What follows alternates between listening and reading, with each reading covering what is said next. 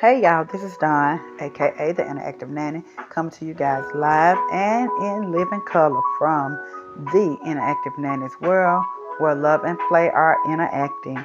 Before I forget, happy Labor Day. Happy Labor Day. I hope you guys are enjoying your 3-day weekend. Some of us even took a 4-day weekend. I wish that was me, but I didn't. But anyway, happy Labor Day. The weather's starting to change a little bit. We've started here in Alabama a couple of mornings. I got up, get ready to leave to go to work, and it was a little chilly outside. A couple of days, I had to actually cut my heat on in the car. So yeah, it's getting ready to become it's fall, y'all. So anyway, I haven't been on in a couple of weeks, but I am very happy and excited to be coming on again to share with you guys this morning. So let's get into it. We're going to actually do 3 stories for our littles or anybody that enjoys Interactive Nanny's World and enjoys the stories that we share here on Interactive Nanny's World. So let's get into our stories. 2 of the books are actually from a book series that I found in Dollar Tree. If you have been with Interactive Nanny's World for a while, you know that Interactive Nanny, aka Dawn, loves children's book series. So the first book out of this series is entitled Poppy's Day Out.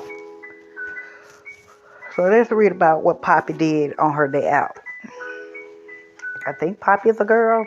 I'm going to call her a girl and we'll just figure it out as we explore Poppy. Let's go run around and around. Climb up the stairs and slide back down. Cross over the bridge, then crawl through. Jump behind and shout, boo! Hop onto the path and run up ahead. Then jump under the covers and right into bed. And that's the end of the story. In the back of the cover reads, Poppy loves to explore. Join Poppy as I was right, goes into, through, and all around the park. Where would you like to explore? And this book was Poppy's Day Out. And it's by Kiwi Company, Kiwi Co. All right, the second book out of this series is entitled Poppy's Feelings.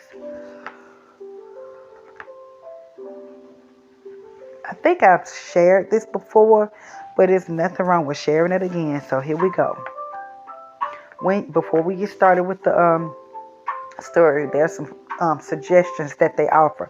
And it says, while you read, try this.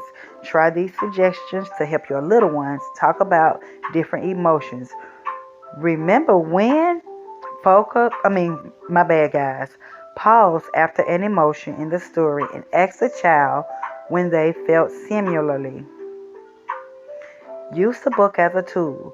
Because children have a hard time saying what they feel, have your child point to a picture in the book to show an emotion. And reading faces.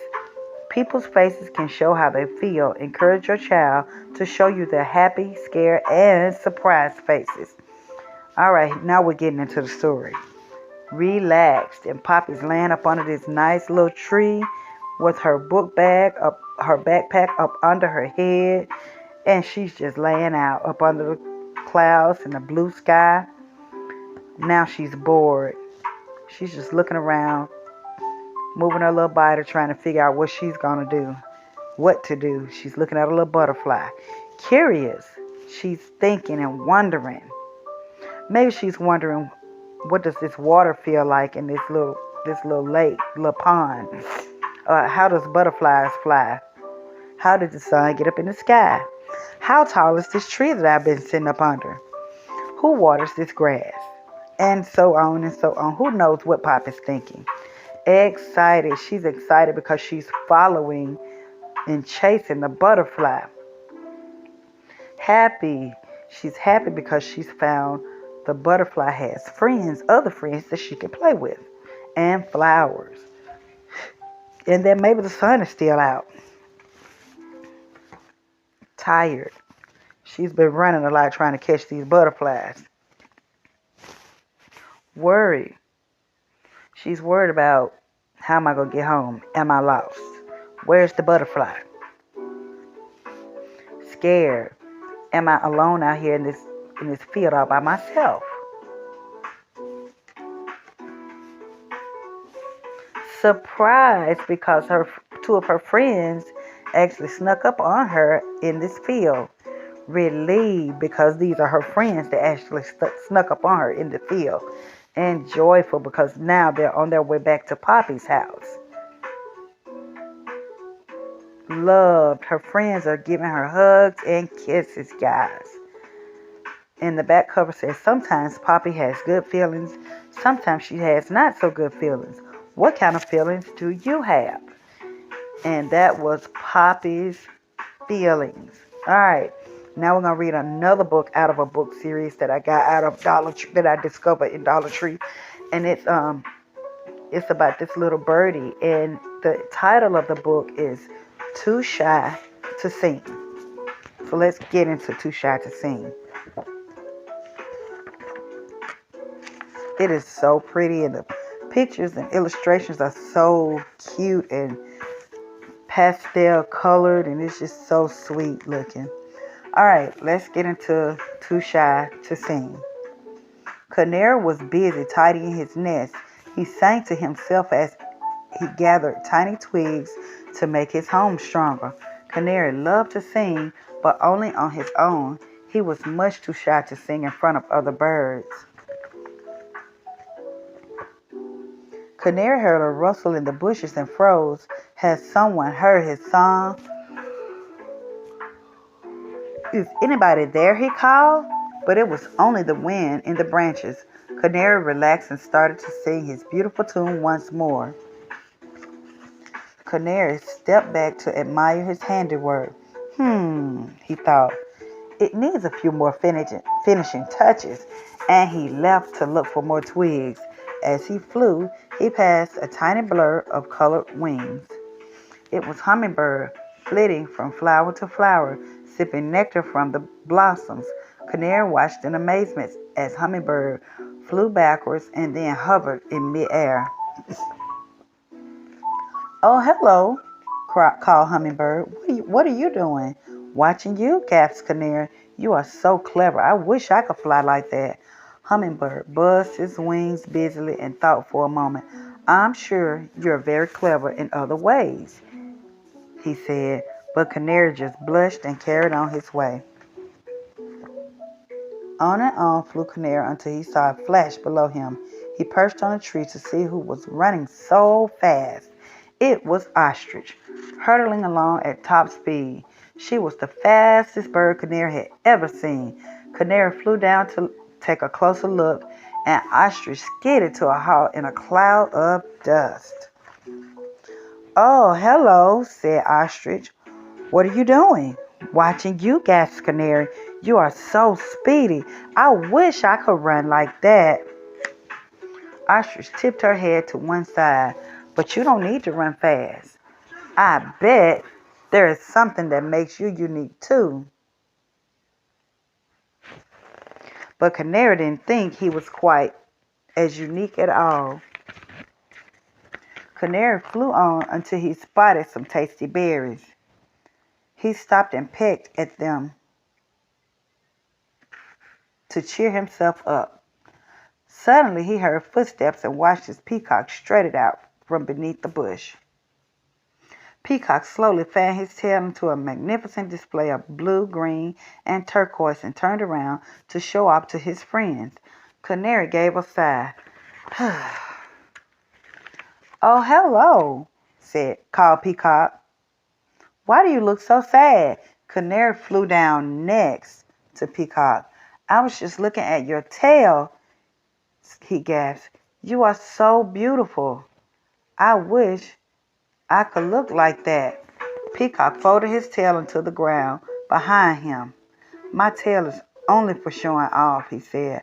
"I'm sure you have something that all the birds can admire."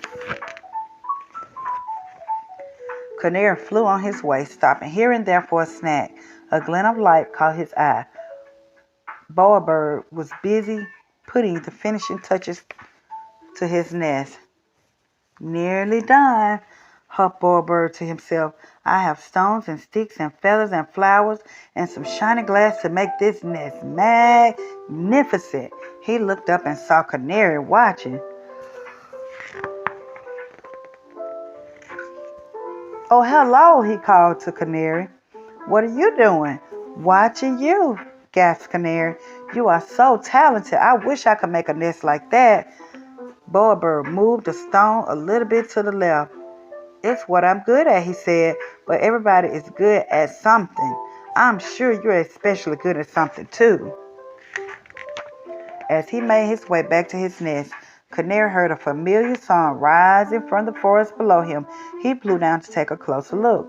Oh, hello, said Canary. What are you doing? I'm practicing my copycat noises, chirped Lyrebird. Do you like my canary song? He whirred, clicked, and laughed.